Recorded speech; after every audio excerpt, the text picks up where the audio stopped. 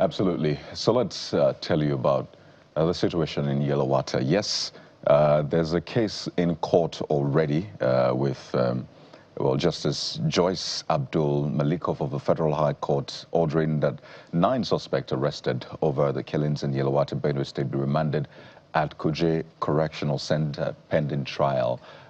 So there's a court process ongoing, right, to get some sort of justice for the killings and the people. But back in Yelwata, it's important to also know what is going on there with the people who have been displaced, the ones grieving, that need urgent humanitarian assistance. So it's important to balance the conversation and ensure that they're also protected from possible future attacks. So we're joined on the program by human rights advocate who's been following the whole process. Mary Birinje joins us virtually on the program. Good morning. Welcome to the Morning Brief. Good morning. I imagine that you're following the process in court, but it's also important to humanize these stories. So by way of update, can you speak to us about where the people of Yelwata are at this moment in terms of humanitarian assistance, psychological support, security, and the whole gamut?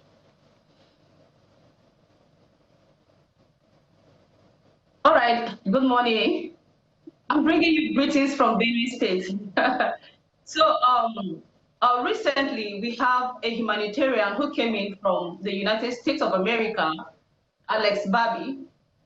He has been on ground rebuilding the affected areas. So recently I joined him when he was commissioning, dedicating rather the houses he has already built on ground, about 35 houses. So I was at Yelwata. Yeah, the security is kind of stable now because you could see people, trying to where we are currently. Oh dear, clearly we have challenges with the connection, but we'll try to get her back. Hello. All right. I see we have you back. Please go ahead. You can land on your thoughts. We lost you momentarily there.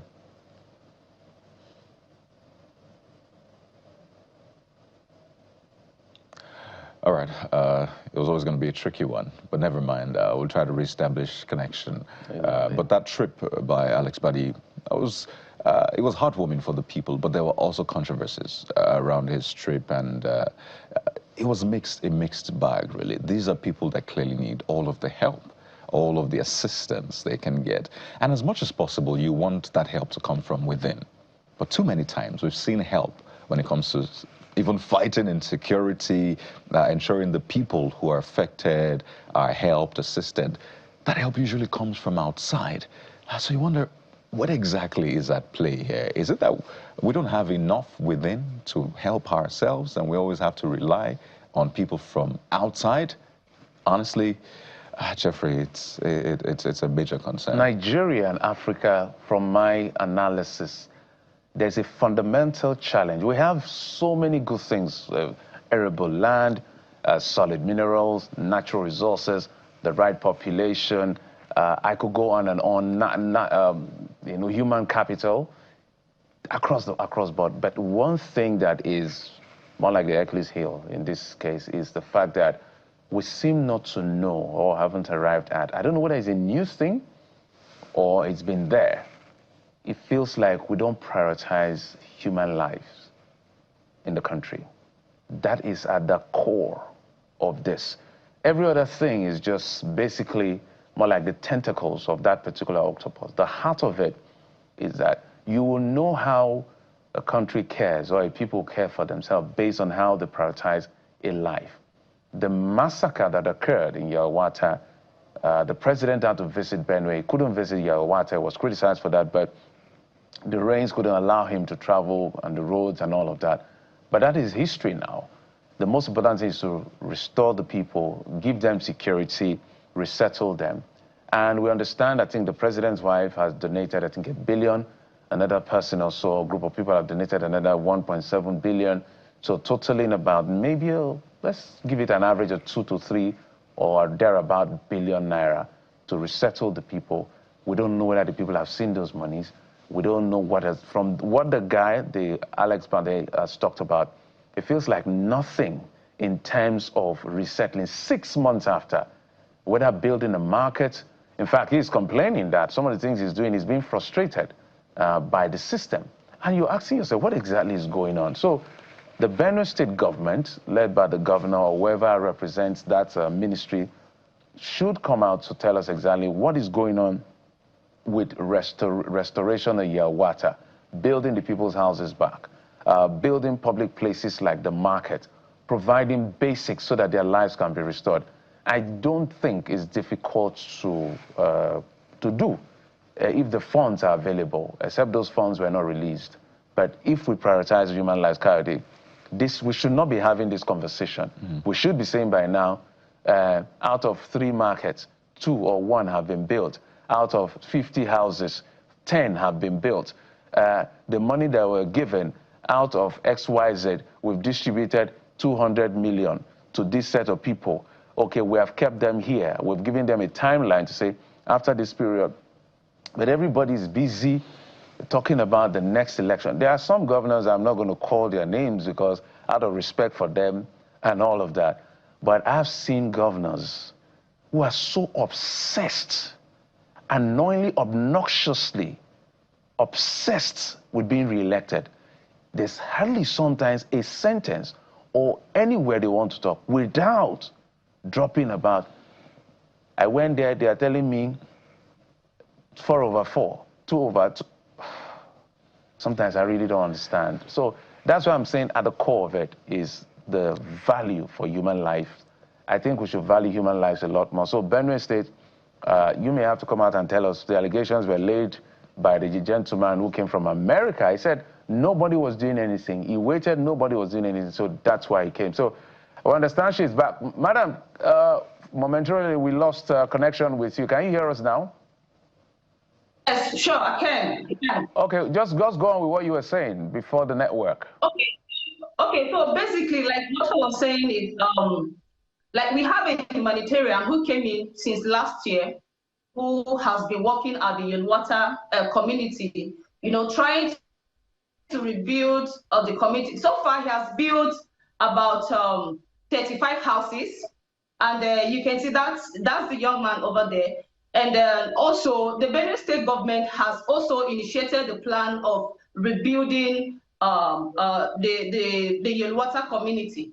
Last month, the flag of the initiative, which was approved by the State Executive Council, and to the best of my knowledge, because I was in Yelwata, and I also went to the site where they have also commenced, you know, the work on, you know, rebuilding Yelwata.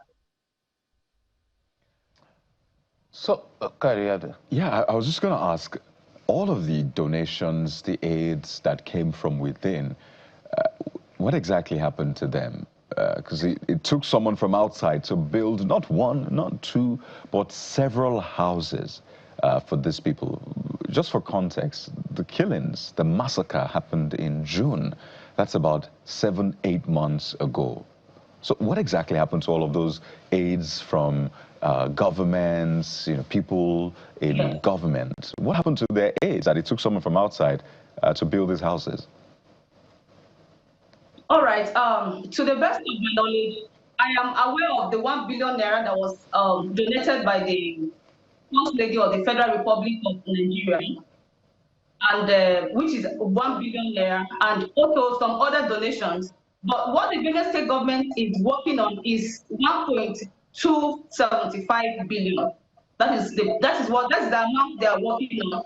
And according to what they said, that they are going to build 62 houses. And like you know, most times when these donations comes in, we have the welfare of the IDP at the IDP camps, where, you know, you have to feed them, you know, to give them shelter, medication, clothing, and all of that. So, but basically, what they said is on ground is 1.2750, and that is the fund they say they are going to use for the project at Yelwata. So give us from what you know. We can see, I'm happy we're seeing these pictures of the bricks they are laying to rebuild these homes. He said, how many has Alex built? How many has the government built so far, so that we can do a tally of what is going on? And how many is expected to be built? Okay, Alex has built 35 houses, and there are other houses that are also on foundation level, but the ones that he has completed are 35 units.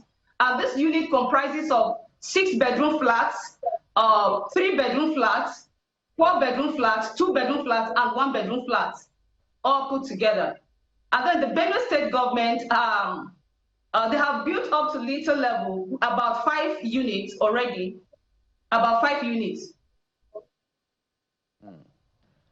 So when you speak to the people of Yelwata, what are they saying as far as this development or this, well, I call it some progress that is being carried out by the gentleman is going on in a particular community? I know that a lot of people are still at the IDP camp, so when this is built, people will have to go back to their villages and all of that. Did they feel like a sense of safety? Did they feel like this is a good time to return back to where we are used to?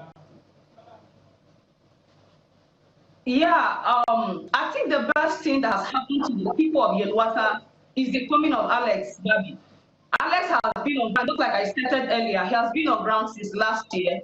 In fact, if you see Alex, Alex looks like even one of the indigents. He has made friends with those people. He has made those people feel home. They feel homely. Like when we went, the last time we were at the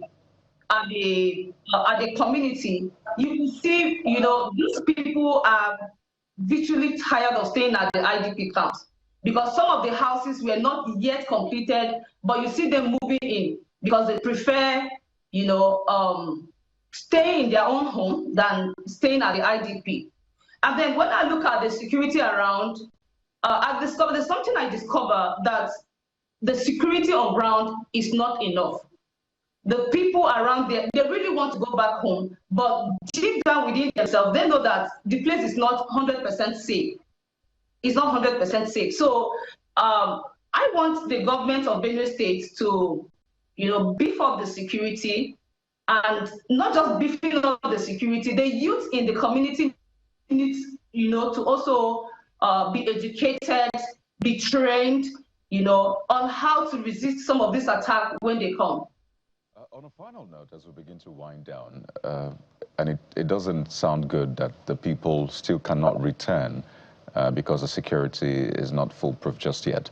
There were also reports around him being tracked, threatened, and all of that. What do you know about those reports?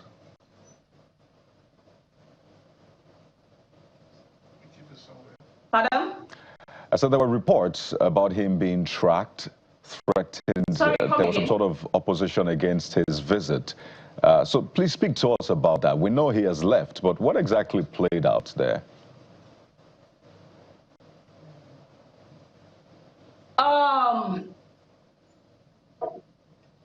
Of course, you know that there will always be, you know, people who want to sabotage whatever effort someone is trying to put out there. To the best of my knowledge, during his stay in Benue State and in Makurdi, he was safe. I remember when he was also invited at the DSS office, which I also accompanied him. And the reason why he was invited was, you know, being an American citizen and he's in Benue State working, the DSS should be aware for proper profiling. So that was the reason why we went to DSS office. We have to thank you so much for the updates, and this is a story we will follow in courts and on ground in Yelwata. We've been speaking with human rights advocate Merrick Bienjaf, who joins us live from Benue State. Thank you for your time. I wish you the very best. Sorry, I'm not yet gone. Sorry, are you there? We have to anchor at this point, but as I said, this is a story we are following, and we'll continue to touch base with you to get more. But please always get to us as soon as you have any more that you'd like to speak to. We'll take a quick moment now, and when we return, we have a very special segment for you in a moment.